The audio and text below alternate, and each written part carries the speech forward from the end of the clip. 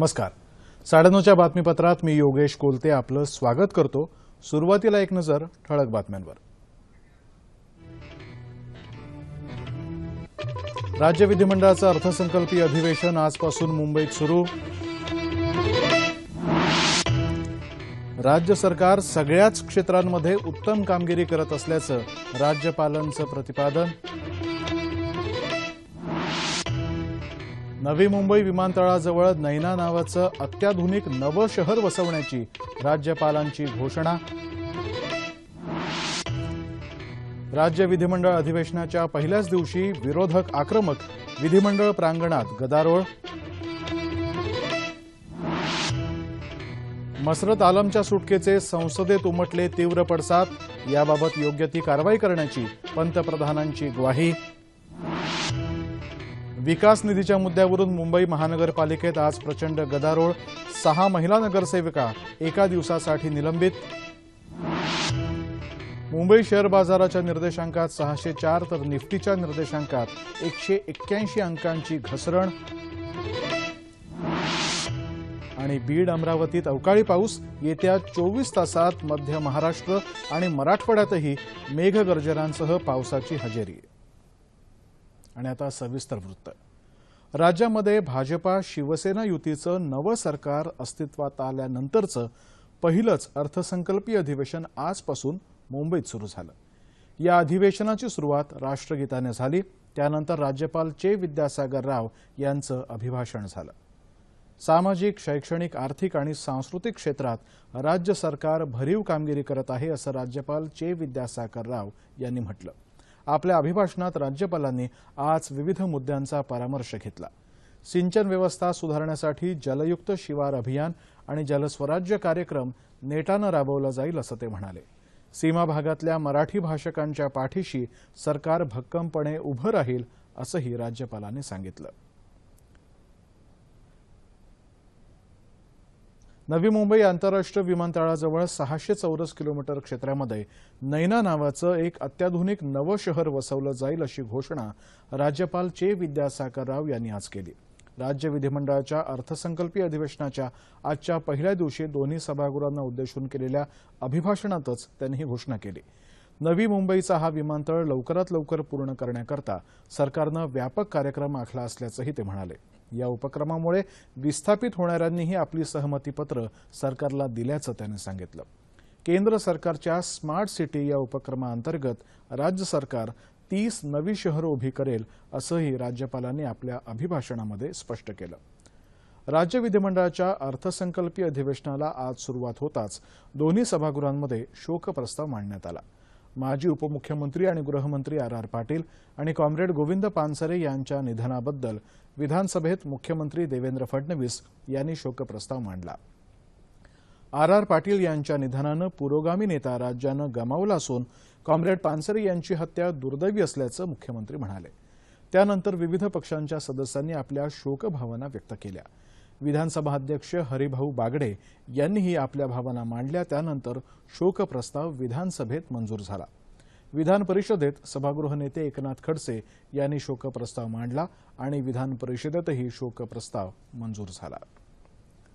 राज्य विधिमंडळाच्या अर्थसंकल्पीय अधिवेशनाच्या आजच्या पहिल्या दिवशी काँग्रेस आणि राष्ट्रवादी काँग्रेसनं विधानभवनाच्या प्रांगणात जोरदार घोषणाबाजी केली. अभिभाषणासाठी राज्यपाल विधानमंडळाच्या प्रांगणात आले असताना राज्यपालांच्या गाडीला घेराव घालून यावेळी घोषणा देण्यात आल्या. आम्ही सारे पानसरे, शेतकऱ्यांना मदत मिळालीच पाहिजे यासारख्या घोषणा यावेळी देण्यात आल्या. मागच्या काळात आणि या 3 महिन्यात झालेल्या आत्महत्येचा आकडा सुद्धा सदनामध्ये या ठिकाणी आम्ही उपस्थित करणार आहोत. त्यावेळेस संबंध महाराष्ट्राला कळेल की या सरकारच्या काळात सर्वाधिक आत्महत्या या ठिकाणी झालेल्या आहेत. युवक आणि युवतींच्या मानसिक तसंच शारीरिक स्वास्थ्यासाठी राज्य सरकारतर्फे एक हेल्पलाईन सुरू करण्यात आली असल्याची माहिती राज्याचे आरोग्यमंत्री दीपक सावंत यांनी दिली.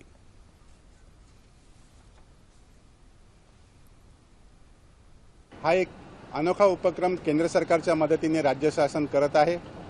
यामध्ये तरुणाईचे जे प्रश्न आहेत, मग अभ्यासाचं टेन्शन असो, शारीरिक समस्या असोत किंवा आजकालच्या तरुणाईची आत्महत्येकडे जी प्रवृत्ती चाललेली आहे त्याच्यावरती मार्गदर्शन करण्यासाठी असो, यासाठी ही हेल्पलाईन सुरू केलेली आहे. आजपासून सुरू झालेल्या अधिवेशनाच्या पार्श्वभूमीवरती अधिक चर्चा करण्यासाठी दैनिक लोकमतचे विशेष प्रतिनिधी यदू जोशी आपल्या स्टुडिओमध्ये आले आहेत. नमस्कार. नमस्कार. 9:30च्या बातमीपत्रामध्ये आपलं स्वागत. मला असं वाटतं की सरकार जरी नवीन आलं असलं तरी विधिमंडळाचं अधिवेशन सुरू होण्याची जी पद्धत होती ती मात्र परंपरा कायम राहिली आहे. चहापानावरचा बहिष्कार कायम राहिलाय आणि आता राज्यपालांना अडवून त्यांना घोषणा देणं, त्यांना घेराव घालणं, कशा प्रकारचं अधिवेशन आपल्याला अपेक्षित आहे? मला असं वाटतं की विधिमंडळाचं अधिवेशन हे निकोप वातावरणामध्ये सुरू व्हावं ही जी अपेक्षा आहे ती केवळ कागदावर राहिलेली आहे. गेल्या काही वर्षांमध्ये चहापानाला विरोधक येत होते, मुख्यमंत्र्यांशी आणि इतर मंत्र्यांशी सौहार्दानं चर्चा होत होती. त्या चर्चेतनं विधिमंडळाचं कामकाजाचं स्वरूप ठरत होतं. विधेयकांच्या बाबतीमध्ये मंजुरी देण्यासंदर्भात विचारविनिमय होत होता. ती सगळी निकोपता अलीकडच्या वर्षामध्ये नाहीशी होत चालली आहे. याला केवळ मी आजच्या काँग्रेस किंवा राष्ट्रवादी काँग्रेसला दोष देणार नाही. गेली 15 वर्ष ते सत्तेत होते आणि त्यावेळी चर्चेतून मार्ग सुटला पाहिजे अशी भूमिका ते मांडत होते आणि चर्चा करण्यात काही अर्थ नाही हे सरकार नाकारत आहे अशी टीका भाजप शिवसेना जी आज सत्तेत आहे ती करत होती. आज जे कालपर्यंत जे वकील होते ते आता न्यायाधीश झाले आहेत आणि कालपर्यंत जे न्यायाधीश होते ते आता वकील झाले आहेत. परंतु बहिष्काराची जी परंपरा आहे गेल्या काही वर्षात पडलेली ती दुर्दैवानं कायम आहे. त्यामुळे अधिवेशनाच्या आधीच संघर्षाला सुरुवात होते आणि नंतर अधिवेशन सुरू होतं. त्याची चुणूक आज राज्यपालांच्या अभिभाषणाच्या वेळी देखील दिसली. राज्यपाल विधानभवनात आले तेव्हा घोषणाबाजी झाली, फलक दाखवण्यात आले. त्यांचं अभिभाषण सुरू असताना देखील नारेबाजी झाली, घोषणाबाजी झाली. या सगळ्या घटनाक्रमातून असं दिसतंय की विधिमंडळाचं अर्थसंकल्पीय अधिवेशन जे आहे ते निश्चितपणे वादळी होईल. थोडंसं राज्यपालांच्या अभिभाषणाबद्दल जर का बोलायचं झालं तर आज जे काही अतिशय महत्त्वाचे मुद्दे त्यांनी मांडले त्याबद्दल काय सांगता येईल?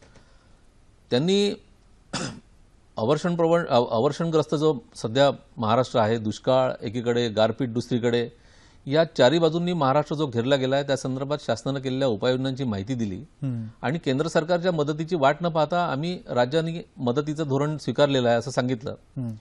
परंतु आज राज्य शासनाला आर्थिकदृष्ट्या अनेक मर्यादा आहेत. उद्या राज्याचे वित्तमंत्री सुधीर मुनगंटीवार जेव्हा अर्थसंकल्प सादर करतील तेव्हा राज्यात नव्यानं आलेलं सरकार आणि लोकांच्या त्याकडून असलेल्या मोठ्या प्रमाणात अपेक्षा आणि त्या अपेक्षा पूर्ती करण्यासाठी जो निधी आवश्यक आहे त्या निधीची महाराष्ट्राच्या तिजोरीमध्ये असलेली प्रचंड चणचण आणि त्यातच दुष्काळ, गारपीट या सगळ्या गोष्टींच्या मदतीसाठी शासनाला मोठ्या प्रमाणात उभार करत असलेला निधी, या सगळ्या आघाड्यांवर सरकारची प्रचंड कसरत सध्या सुरू आहे. आता पुन्हा महाराष्ट्रामध्ये वादळी पावसाचे, गारपीटचे अंदाज आहेत. अशा परिस्थितीमध्ये एकीकडे लोकाभिमुख, लोकांना खुश करणारा अर्थसंकल्प सादर करण्याची खूप मोठी जी एक प्रकारची सर्कस आहे ती सरकारला करावी लागणार आहे. पण एका बाजूला असं म्हटलं जातं की जेव्हा एखादं सरकार निवडून येतं 5 वर्षांचा अवधी असतो तर पहिले 3 वर्ष काही कठोर निर्णय आणि नंतरचे 2 वर्ष हे थोडे अनुनय करणारे असे काही निर्णय अर्थसंकल्पात असतात. कशा प्रकारचा अर्थसंकल्प आपल्याला अपेक्षित आहे? अर्थसंकल्पामध्ये निश्चितच निदान पहिल्या वर्षी तरी काही, कारण असं आहे की विरोधी पक्षामध्ये भाजप शिवसेना इतके वर्ष असताना त्यांनी लोकांना जी आश्वासनं दिली आणि आघाडी सरकारच्या नाकर्तेपणावर जे बोट ठेवलं आणि आम्ही सत्तेत आलं तर हे करू अशी जी आश्वासनं दिली त्या आश्वासनांची काही ना काही प्रमाणात प्रतिबिंब त्या आश्वासनांचं पहिल्या अर्थसंकल्पामध्ये दिसणं आवश्यक आहे. ते करण्याची धडपड सरकारला साधावी लागणार आहे. आर्थिक सगळ्या गोष्टी मर्यादा लक्षात घेऊन एकीकडे आर्थिक मर्यादा आहेत आणि दुसरीकडे या आश्वासनांची पूर्तता करण्याचं आव्हान आहे. अशा दोन्ही गोष्टींमध्ये सरकार सध्या येऊन फसलेलं आहे. जर का काही महत्त्वाच्या मुद्द्यांचा विचार करायचा म्हटलं तर कुठले मुद्दे आहेत की जे महत्त्वाचे आहेत आणि ज्याच्यावरती या अधिवेशनामध्ये विचार होईल? हे अधिवेशन प्रामुख्यानं जे वादळी होईल असं वाटतं ते एक 4-5 मुद्द्यांवर वादळी होईल. एक तर राज्यातल्या कोट्यवधी लाखो शेतकऱ्यांना मदतीचा प्रश्न, ती मिळत नाहीये अशी एकीकडे मोठ्या प्रमाणात ओरड आहे. दुसरीकडे मुख्यमंत्री देवेंद्र फडणवीस यांनी सांगितलं आहे की आम्ही 90 लाख शेतकऱ्यांपैकी जवळपास 60 लाख शेतकऱ्यांना आतापर्यंत मदत दिली आहे आणि उर्वरित शेतकऱ्यांना आम्ही 10 मार्चपर्यंत मदत देऊ, म्हणजे उद्यापर्यंत. तर विरोधी पक्ष निश्चितपणे हा प्रश्न धसास लावेल. दुसरं म्हणजे मुस्लिम आरक्षणाचा एक मुद्दा पेटेल असं दिसतंय. कारण मुस्लिम समाजाला 5% आरक्षण देण्याचा जो निर्णय आधीच्या आघाडी सरकारनं घेतला होता, त्यासंबंधीचा अध्यादेश आपोआपच व्यपगत झाल्याची भूमिका सरकारने घेतली आहे. पण मराठा समाजाला 16% आरक्षणाचा निर्णय जो आधीच्या सरकारनं घेतला होता, तो जर आपण कायम ठेवत असाल तर मग मुस्लिम समाजाला आरक्षणाचा आपण विषय का डावलत आहात असा विषय उपस्थित करून विरोधी पक्षाकडून निश्चितपणे सरकारची कोंडी केली जाईल. आणि याशिवाय राज्याला सध्या भेडसावत असलेले जे विषय आहेत त्यापैकी प्रामुख्यानं राजधानी मुंबईचा जो विकास आराखडा आहे त्यावरून सध्या प्रचंड वादळ उठलेलं आहे. शिवसेनेने देखील त्याला विरोध केलेला आहे. भाजपच्याही काही नेत्यांनी विरोधाचे काही मुद्दे उपस्थित केलेले आहेत. म्हणजे घरून पण विरोध आहे आणि बाहेरून पण विरोध आहे. त्यामुळे मुंबईच्या विकास आराखडा जी देशाची आर्थिक राजधानी आहे त्या विकास आराखड्यासंदर्भात सरकारला निश्चित अशी भूमिका या अधिवेशनामध्ये मांडावी लागणार आहे. खरं मला असं वाटतं स्वाईन फ्लूचं एक संकट आहे राज्यावर, त्या संदर्भात देखील सरकारने केलेल्या उपाययोजना ह्या लोकांसमोर या निमित्ताने येतील. खरं दुसऱ्या बाजूला जर का आपण विधेयकांचा विचार केला तर सेवा हमी कायदा आहे, अतिशय महत्त्वाचं विधेयक या अधिवेशनामध्ये चर्चेला येणार आहे. त्याबद्दल काय सांगाल? कसं आहे, आपल्याकडे माहिती अधिकाराचा कायदा आणला, त्यामुळे अनेक ठिकाणी फायदा असा झाला की सरकारी कामकाजामध्ये नागरिकांना आपला हक्कानी माहिती मिळवण्याचा अधिकार प्राप्त झाला. परंतु आज वेगवेगळ्या सरकारी कार्यालयांमध्ये म्हणजे अगदी छोट्या गावातल्या तहसील ग्रामपंचायत कार्यालयापासून मंत्रालयापर्यंत लोकांची जी छोटी छोटी कामं असतात ती होत असताना त्यांना ती किती दिवसामध्ये पूर्ण झाली पाहिजेत याची कालमर्यादा असणे, ती जर त्या कालमर्यादेमध्ये पूर्ण झाली नाही तर त्या संबंधित अधिकाऱ्याला कुठला दंड होऊ शकतो, कुठली शिक्षा होऊ शकते, त्याचं उत्तरदायित्व नेमकं कोणाचं आहे हे निश्चित करणारा हा सेवा हमी कायदा आहे. मध्य प्रदेशमध्ये जिथे भाजपची सत्ता आहे तिथे हा कायदा अतिशय परिणामकारकपणे त्याची अंमलबजावणी सध्या सुरू आहे. आणि जवळपास तोच पॅटर्न घेऊन आपण महाराष्ट्रामध्ये एक नवीन कायदा करणार आहोत आणि तो या विधिमंडळाच्या अधिवेशनामध्ये मंजुरीसाठी येणार आहे. मला वाटते की महाराष्ट्रातल्या लोकांना प्रशासनाकडून अचूक आणि वेळेत माहिती मिळण्याच्या दृष्टीने आणि प्रशासन अधिकाधिक लोकाभिमुख होण्याच्या दृष्टीने हा कायदा एक मैलाचा दगड ठरणार आहे. शिवसेनेचा उल्लेख तुम्ही आताच केला होता, पण आता तिकडे केंद्रात सुद्धा जेव्हा संसदेमध्ये चर्चा सुरू होती भूसंपादन कायद्याबद्दल, शिवसेनेने एक थोडीशी विरोधकांना सुसंगत अशी भूमिका घेतली होती. इथे राज्यात सुद्धा उद्धव ठाकरे जे शिवसेनेचे पक्षप्रमुख आहेत त्यांनी सुद्धा वेळोवेळी अशी भूमिका मांडलेली आहे की सरकार लोकांपर्यंत पोहोचायला हवं, ते पोहोचण्यात कुठेतरी कमी पडतंय. शिवसेनेची भूमिका या अधिवेशनाच्या काळामध्ये मला वाटतं खूप महत्वाची ठरेल. आपल्याला काय वाटतं? भाजप आणि शिवसेना या सत्ता पक्षातल्या दोन पक्षांचं समन्वय आणि फ्लोअर मॅनेजमेंट कसं आहे याच्यावर या सरकारचं या अधिवेशनामधून सुखरूप बाहेर पडणं अवलंबून आहे. शिवसेना अजूनही नेमकी विरोधी पक्षात आहे की सत्ता पक्षात आहे हे स्पष्ट होऊ शकलेलं नाही अशी परिस्थिती आहे. जर त्यांनी सरकारमध्ये जाणं स्वीकारलेलं आहे आणि त्यांचे काही मंत्री देखील आहेत, अशा वेळी सत्ता पक्षाचा भाग म्हणून जबाबदारीनं वागणं त्यांनी अपेक्षित आहे. परंतु भाजपाकडून पहिल्यापासून मिळत असलेली थोडीशी दुय्यम वागणूक याच्यामुळे दुःखी असलेली शिवसेना अधूनमधून आपला राग व्यक्त करते आणि मग भाजप आणि शिवसेनेमध्ये समन्वय नाही हे अनेकदा अनेक प्रसंगांमधून समोर येतं. आणि तो समन्वय आता जर दिसला नाही तर सरकारला आधी पहिल्यांदा भाजपला आपल्या घरात दुरुस्ती करावी लागेल आणि नंतर विरोधकांचा सामना करावा लागेल. म्हणजे विरोधकांना तर आम्ही तसाच सामना करू, पण पहिल्यांदा आपल्यापासून बचाव करण्याची सरकारवर पाळी येईल असं दिसतंय. आणि या अधिवेशनामध्ये पुन्हा एकदा भाजप आणि शिवसेनेची कसोटी आहे, कारण आपसात समन्वयाचा अभाव आहे आणि विरोधी पक्ष अचानक आक्रमक झाल्याचं सध्या चित्र आहे. खरं केंद्रामध्ये नरेंद्र आणि राज्यामध्ये देवेंद्र अशी एक राजकीय घोषणा देत हे नवं सरकार सत्तेमध्ये आलं आणि त्यांनी राजशक्कं ठाकायला सुरुवात केलेली आहे. लोकांच्या खूप मोठ्या प्रमाणामध्ये अपेक्षा होत्या जेव्हा या सरकारने प्रत्यक्ष काम करायला सुरुवात केली आणि लोकांमध्ये थोडा उतावीळपणा सुद्धा होता. त्यामुळे कुठेतरी आपल्या ज्या अपेक्षा होत्या त्या पूर्ण होतील की नाही अशी एक शंका मला वाटतं आता जनतेच्या मनामध्ये निर्माण व्हायला सुरुवात झालेली आहेच आणि दिल्ली विधानसभेमध्ये त्याचं प्रत्यंतर तर आपल्याला आलंच. तर हेच एक संकट आहे. या संकटावर मात करण्यासाठी भाजपाची एक रणनीती या अधिवेशनाच्या काळात काय असेल? आपण म्हणता की या सरकारला मला असं वाटतं की थोडासा अवधी द्यायला पाहिजे. पण तो लोकांची देण्याची तयारी आहे की नाही हे सांगता येत नाही सध्याच्या घडीला. बरोबर, कारण लोकांनी ज्या पद्धतीने त्यांना निवडून दिलं, विश्वास व्यक्त केला त्यांच्यावर, त्यामुळे नागरिकांच्या मतदारांच्या निश्चितपणे अपेक्षा या सरकारकडनं आहेत. आणि हे सरकार जास्तीत जास्त रिझल्ट ओरिएंटेड असलं पाहिजे. आणि आधीच्या सरकारमध्ये संथगतीनं निर्णय होत होते. हा जो आरोप होता तो आरोप आम्ही पूर्णपणे खोडून काढू आणि अतिशय गतिमान आणि पारदर्शक सरकार देऊ अशी हमी देऊन हे लोक सत्तेत आले असल्यामुळे लोकांच्या अपेक्षा ज्या आहेत त्या अतिशय न्याय्य आहेत, त्याबाबत दुमत नाही. आणि हे सरकार आता कुठे 4 महिन्यांपूर्वी सत्तेत आलेलं असताना या सगळ्या आव्हानांचा राज्यासमोरचा मुकाबला करण्यासाठी म्हणून एक जी काही घडी बसावी लागते ती घडी अद्याप त्या गतीनं बसलेली नाही ज्या गतीनं ती अपेक्षित होती, किंवा ज्या गतीनं त्या घडी बसवण्याबाबतचं आश्वासन राज्यातल्या जनतेला देण्यात आलं होतं. त्यामुळे गल्लत अशी होते आहे की लोकांच्या अपेक्षा वाढलेल्या आहेत, सरकारची गती वाढवण्याची आवश्यकता आहे. या दोन्ही गोष्टी एकमेकांना मॅच होत नाही आहेत. पक्षीय स्तरावरती काय प्रयत्न भाजपाला करावे लागतील? एक असं की मला असं वाटतं की मुख्यमंत्री देवेंद्र फडणवीस यांना एक आपलं मंत्रिमंडळाचं एक विश्वासू सहकाऱ्यांचं एक कोअर ग्रुप तयार करावा लागेल, ज्यातनं मंत्रिमंडळाच्या बैठकी व्यतिरिक्त सातत्यानं समन्वयाची भूमिका घेऊन मंत्री राज्यातल्या प्रश्नांबाबत आपसात चर्चा करतील. प्रशासनाला विश्वासात घ्यावं लागेल.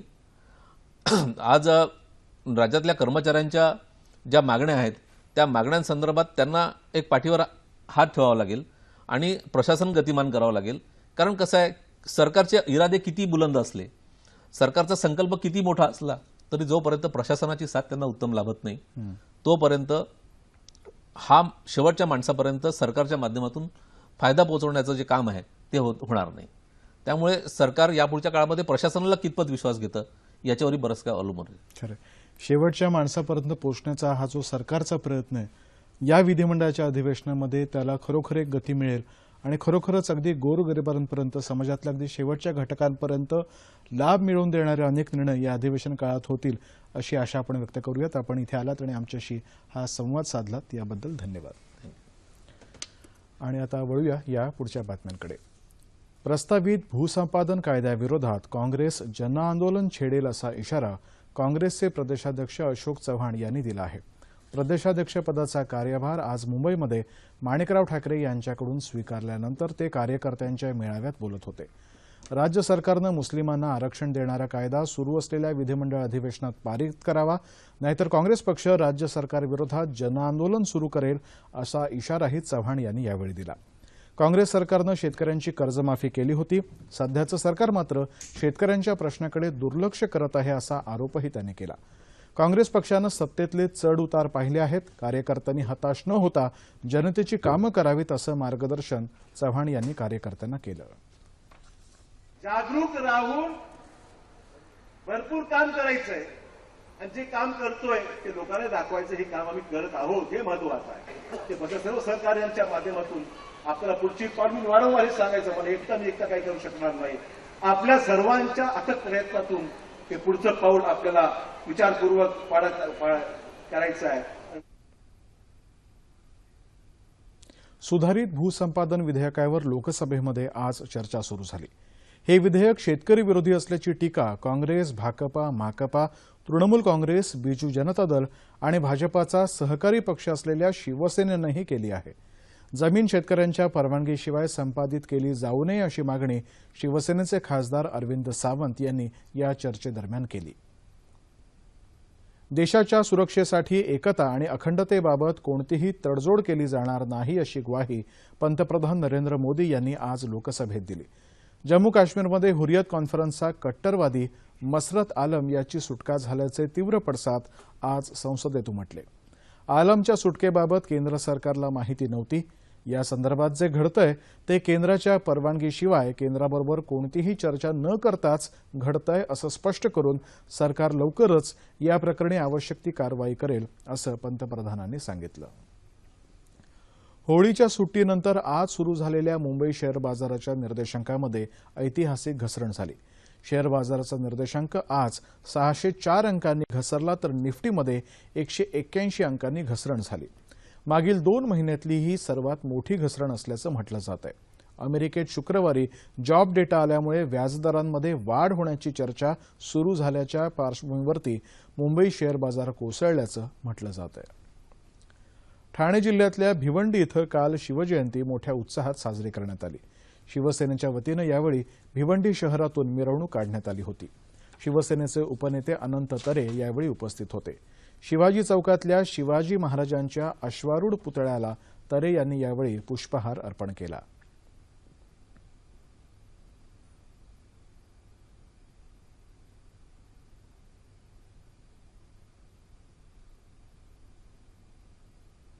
विकास कामांसाठीच्या 400 कोटी रुपयांच्या निधीच्या असमान वाटपाच्या मुद्द्यावरून आज मुंबई महानगरपालिकेत स्थायी समितीच्या बैठकीमध्ये काँग्रेसच्या नगरसेवकांनी सत्ताधारी शिवसेनेच्या विरोधात जोरदार निदर्शनं केली. पालिकेच्या सर्व प्रभागामध्ये नागरी सेवा सुविधा पुरवण्यासाठी पालिका आयुक्तांनी जाहीर केलेल्या 400 कोटी रुपयांच्या निधीचं वाटप करताना स्थायी समितीचे अध्यक्ष यशोधर फणसे यांनी फसवणूक केल्याचा आरोप विरोधी पक्षनेते देवेंद्र आंबेडकर यांनी केला. दरवर्षी हजारो कोटी रुपयांचा अर्थसंकल्प दाखवून त्यापैकी 30 ते 40% निधीच खर्च करायचा ही मुंबईकरांची दिशाभूल असल्याचं मत आंबेडकर यांनी यावेळी व्यक्त केलं. सर्व नगरसेवकांना समान निधी मिळालाच पाहिजे अशी ठाम भूमिका यावेळी विरोधकांनी घेतली. त्यावरून पालिकेच्या सभागृहामध्ये वाद निर्माण झाला आणि दोन्ही पक्षांचे नगरसेवक आमनेसामने आले. दरम्यान या प्रकरणी 6 नगरसेवकांना महापौर स्नेहल आंबेकर यांनी एका दिवसासाठी निलंबित केलं. पाण्याचा अपव्यय टाळण्यासाठी आधी पाण्याचं महत्त्व पटणं खूपच गरजेचं आहे.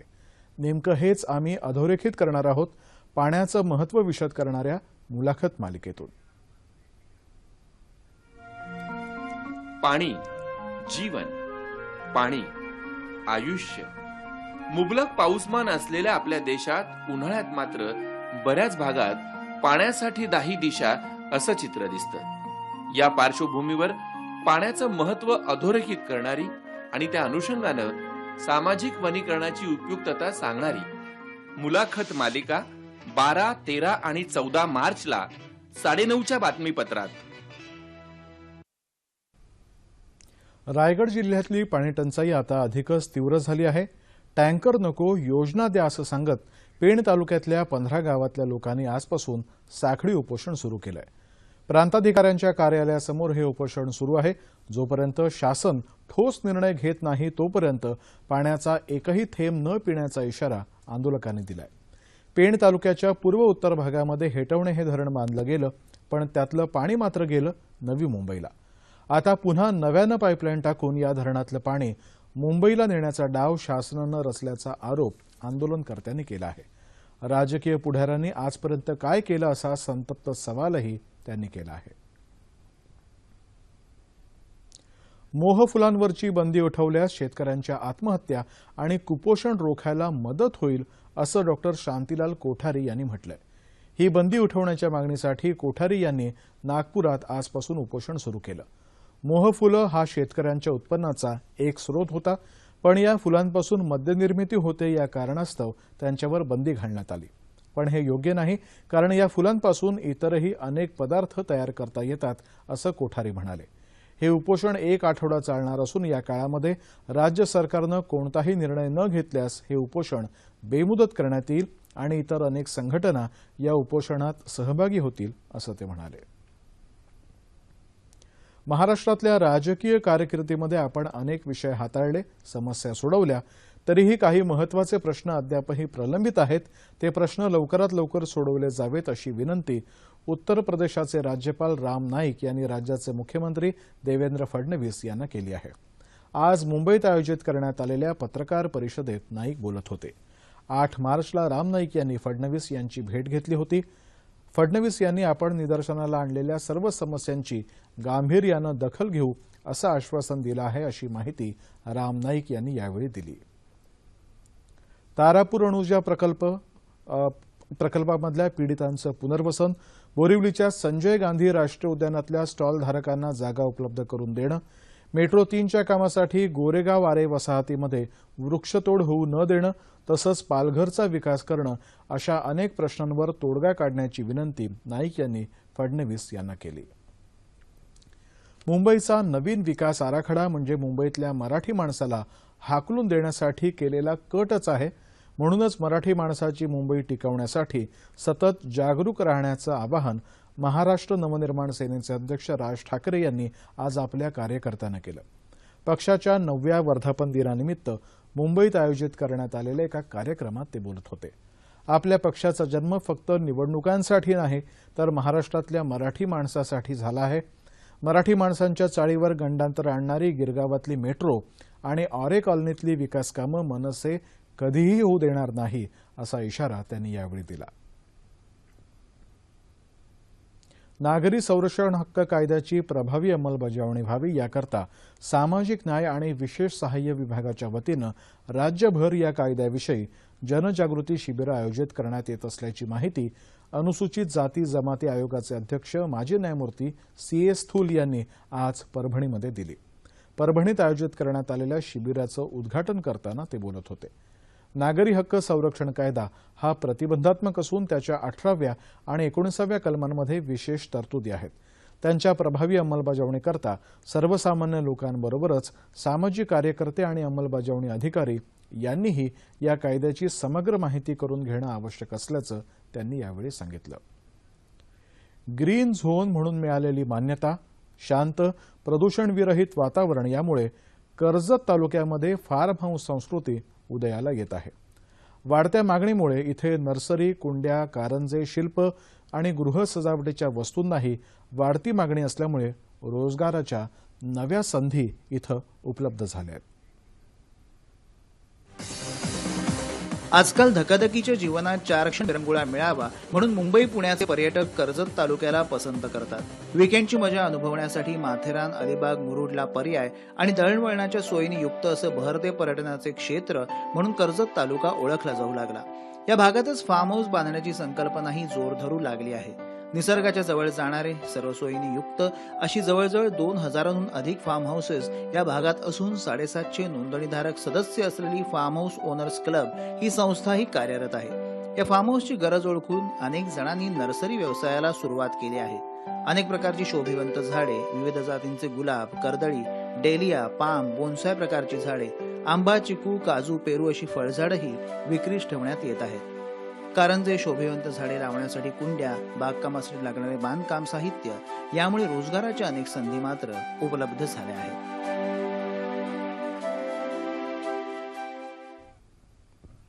येत्या 24 तासांमध्ये मध्य महाराष्ट्र आणि मराठवाड्यामध्ये तुरळक ठिकाणी मेघगर्जनांसह गारांचा पाऊस पडण्याची शक्यता वेधशाळेनं वर्तवली आहे. राज्याच्या उर्वरित भागातलं हवामान मुख्यत्वे कोरडं राहील. गेल्या 24 तासात राज्यातलं कमाल तापमान सरासरीच्या जवळपास एवढंच होतं. मध्य महाराष्ट्रात मात्र काही भागामध्ये किमान तापमानात सरासरीच्या तुलनेत किंचित घट झाली होती.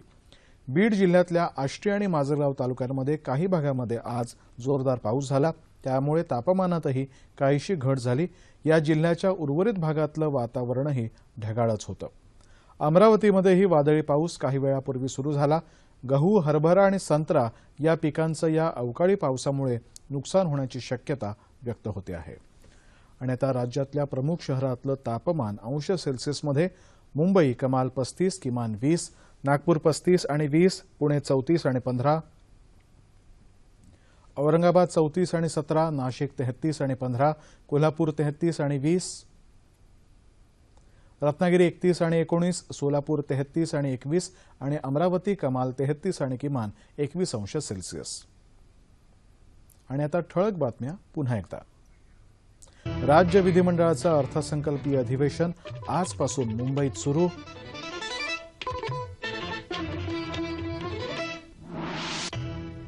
राज्य सरकार सगळ्याच क्षेत्रांमध्ये उत्तम कामगिरी करत असल्याचं राज्यपालांचं प्रतिपादन. नवी मुंबई विमानतळाजवळ नैना नावाचं अत्याधुनिक नवं शहर वसवण्याची राज्यपालांची घोषणा. राज्य विधिमंडळ मसरत आलमच्या सुटकेचे संसदेत उमटले तीव्र पडसाद. याबाबत योग्य ती कारवाई करण्याची पंतप्रधानांची ग्वाही. विकास निधीच्या मुद्द्यावरून मुंबई महानगरपालिकेमध्ये आज प्रचंड गदारोळ. 6 महिला नगरसेविका एका दिवसासाठी निलंबित. मुंबई शेअर बाजाराच्या निर्देशांकात 604 तर निफ्टीच्या निर्देशांकात 181 अंकांची घसरण. आणि बीड अमरावतीत अवकाळी पाऊस. येत्या 24 तासात मध्य महाराष्ट्र आणि मराठवाड्यातही मेघगर्जनांसह पावसाची शक्यता. याबरोबरच हे बातमीपत्र संपलं. पुन्हा भेटूया उद्या सकाळी 8:30 वाजता सह्याद्री वाहिनीवर. नमस्कार.